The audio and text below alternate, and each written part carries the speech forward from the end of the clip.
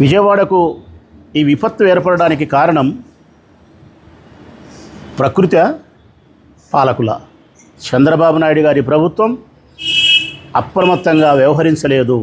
బాధ్యతారాహిత్యంగా వ్యవహరించి నిర్లక్ష్యమైనటువంటి ధోరణితో ప్రవర్తించడమే ఈ ప్రమాదానికి, ఈ ప్రజా నష్టానికి, కష్టానికి కారణం.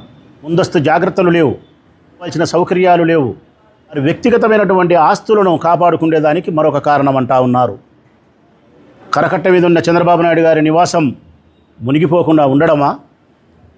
ఏబిఎన్ ఆంధ్రజ్యోతికి సంబంధించిన రాధాకృష్ణ గారి ఆస్తిని, వారికి సంబంధించినటువంటి వ్యాపార సంస్థ మునిగిపోకుండా ఉండడం కోసమా? లేదంటే నిర్లక్ష్యం, సామర్థ్య లోపం. ఈ కారణాల వల్లే విజయవాడలోని సుమారుగా 5-6 లక్షల మంది ప్రజలకు తీవ్రమైనటువంటి కష్టాన్ని, నష్టాన్ని ఈ ప్రభుత్వం కల్పించింది. తెలిసి 47 మంది, తెలియక మరి ఎంతమందో మరణించినారు.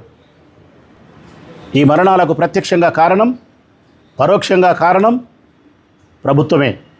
అయినా ప్రభుత్వము ఏ మేరకు సహాయ చర్యలు అందించిందని చెప్పి ఒక్కసారి మనం గమనిస్తే వేల మంది ప్రజలు విమర్శిస్తూ ఉన్నారు.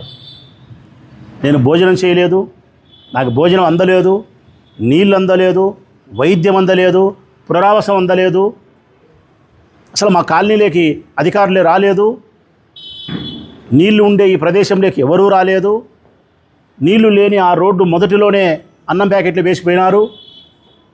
ఏ మాటలే మనం విన్నాం. ఇవి నేను కాయిచ్చి చెప్పే మాటలు కాదు మిత్రులారా.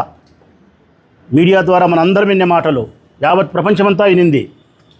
100% చంద్రబాబు నాయుడు ప్రభుత్వం విఫలం. ఈ ప్రభుత్వం విఫలమైందని మీకు చెప్తా ఉన్నా. ఈ ప్రభుత్వం వైపు నుంచి ప్రజలకు అందాల్సిన సహాయము గొప్పగా అందాలని ఆకాంక్షిస్తున్నాం. ముఖ్యంగా కేంద్ర ప్రభుత్వాన్ని కూడా విజ్ఞప్తి చేస్తూ ఉన్నా.